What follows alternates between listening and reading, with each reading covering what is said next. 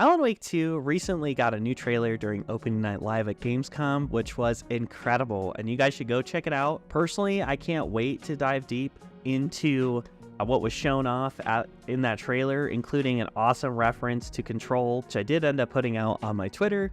Go follow me on Twitter. In any case, I won't be discussing that here because there actually was a 40-minute demo of the game that was shown at the event behind closed doors, as reported by IGN and GameSpot, which featured the protagonist of the main title, Alan Wake himself, going through the dark place in the hauntingly beautiful world of New York, which I have to also say is mesmerizing. It looks incredible, the world that Remedy is building. I won't dive too deep into that just yet, but what we're going to be discussing today is some B-roll footage that Remedy Entertainment was nice enough to provide me with. Huge shout out to them for the opportunity and this B-roll footage itself, and let's dive in.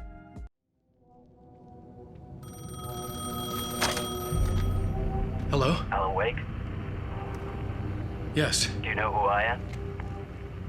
No?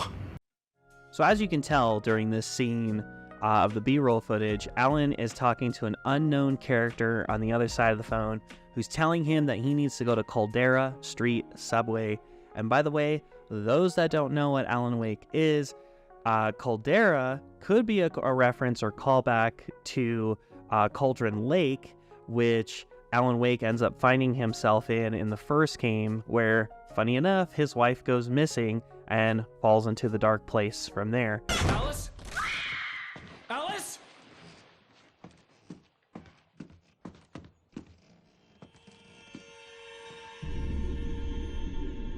Oh no!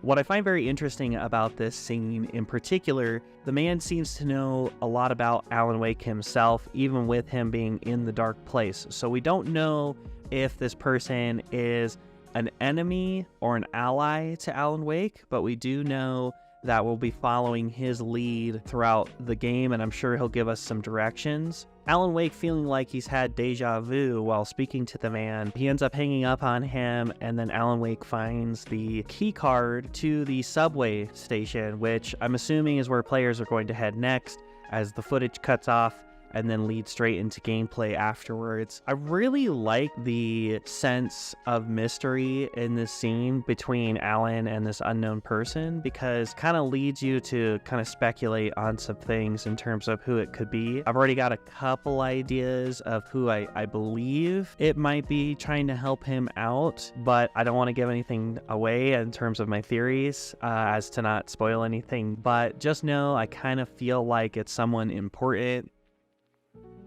So let's talk about combat a little bit. So in the first Alan Wake game, enemies, or who were called the Taken, would have this dark barrier over themselves, like it acted like a shield. So Alan Wake would have to burn the darkness off of them in order to damage them. So it's going to be the same thing here from what I'm seeing. But Remedy's really given it a visual overhaul as far as how the enemies look. In my opinion, they actually look a lot creepier than they did in the original game. Which makes sense, right? Because again, Alan Wake came out in 2010, and this is over a decade-long sequel, so it makes sense that they would do some visual upgrades, but I feel more to the point that they've really honed in on how the enemies are supposed to approach Alan. Like they're more shadowy than they were in the previous game, and as you burn that darkness away from them, it actually takes that all away and then reveals the person underneath, kind of like it shrouded them or overtaken them.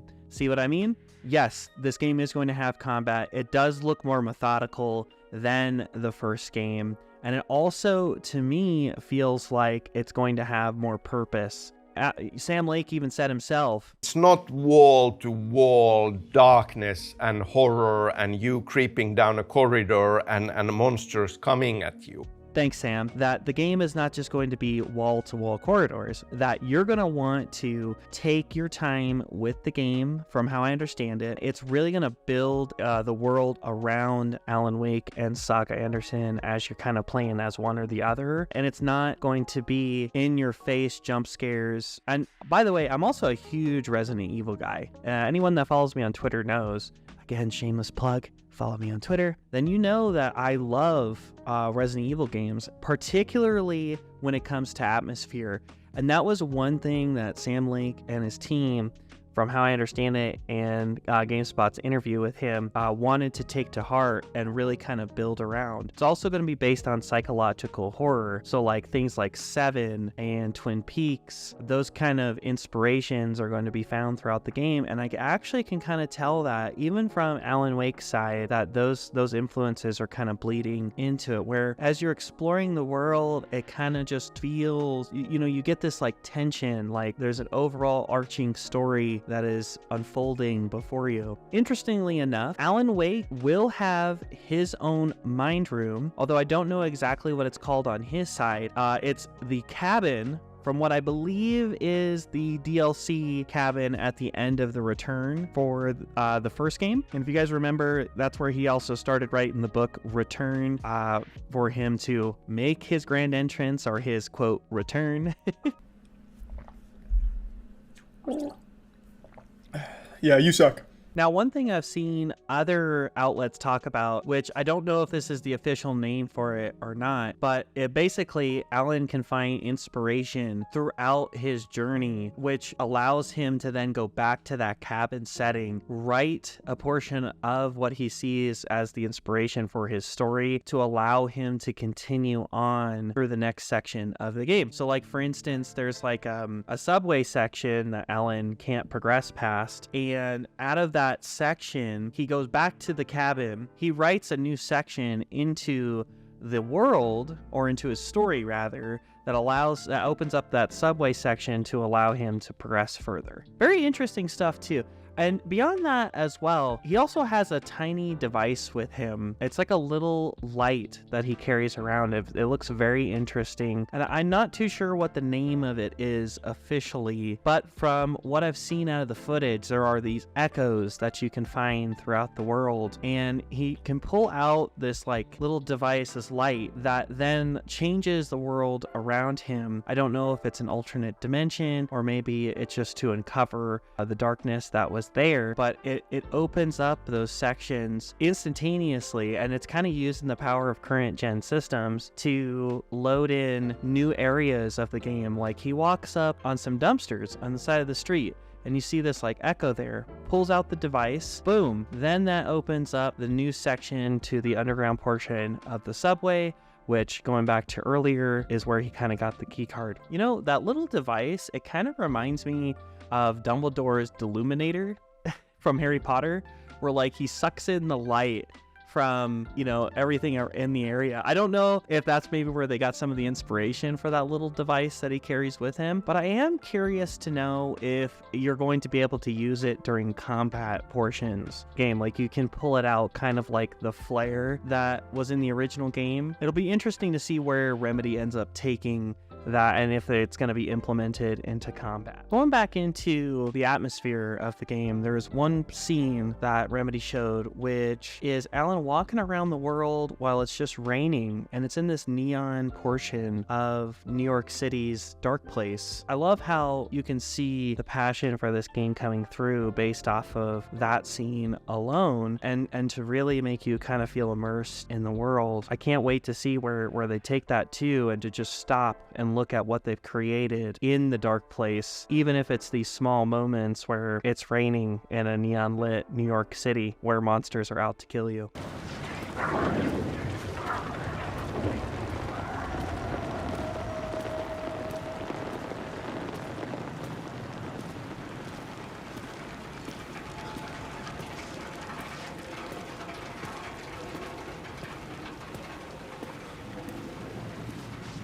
The other thing I really like that they're bringing back from the first game, and I also believe this has been in pretty much every Remedy game that they've ever made, which is it looks to have elements of where you can stop and there's like something playing on a TV, which is also shown in the trailer a little bit too. Alan is on a talk show where they're talking about his latest book, and he's sitting there confused, and he's like, I don't know what you're talking about. Like, he has no idea where he is and is disoriented on being on this talk show.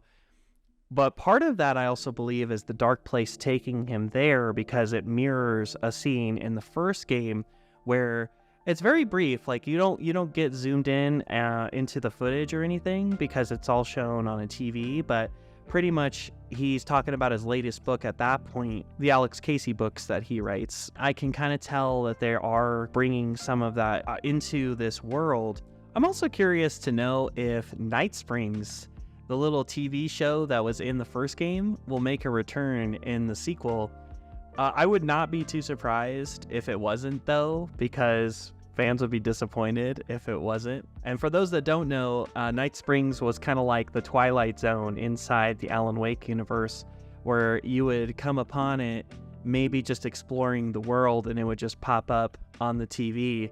You could choose to watch it or move on. I always just sat there and liked to watch the little mini episodes that they would tell. It really helped you immerse yourself in the Alan Wake world because you could actually see things that other characters could interact with. Also, too, like, there was also a moment where you would see crazy Alan Wake on the TV, would show him writing the story. In one part of the latest trailer, which again, I'm not doing a deep dive on, but it does seem like there's going to be sections with maybe Saga, where she might see a crazy version of herself. I'm guessing Alan will also do the same because there was some portions of it where you would see like a crazy version of him. So I don't know if that's going to be the live action, like the Mr. Scratch bleeding his way into the dark place. And if I remember right, he also escaped in the latest AWE Control DLC. It'll be very interesting to see where they take that concept, or if they end up expanding on it, maybe adding new shows. I'm just excited for whatever they have around the corner.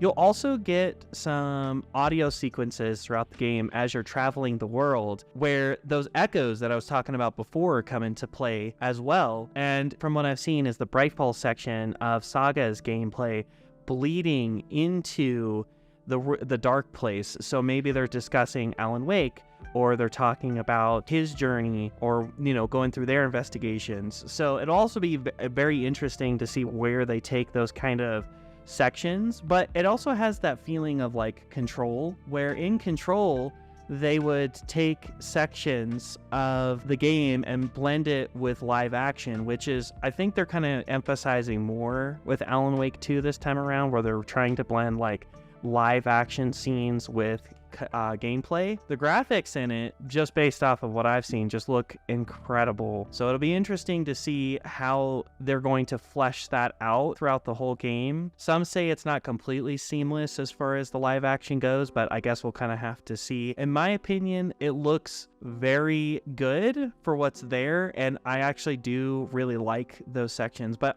then again, I also liked how it was in Control. And that's about it as far as gameplay that was shown. I'm interested to see what, if there's any more that comes out between now and October, but we're nearly 2 months away from when the game is meant to launch. I don't foresee them putting too much out there. Probably going to do at least one more trailer, and then I would assume maybe a little bit more gameplay here and there. But I'm very curious to see where Remedy Entertainment takes this. If Sam or Kyle or any of the team is watching from Remedy, thank you guys for this opportunity to go over the footage. Anyway, guys, I will see you in the next video. Look forward to a full-on Alan Wake review coming next month. I'm also going to do a bit of a trailer breakdown here in the next week or so, kind of going over what was shown at Gamescom. Also, I know right now my channel has a few interviews on it, which isn't too much content for people to go back to and look over, but I do plan on having some more content in the future. Definitely take a look out for it, guys. I'm very excited to get back into this.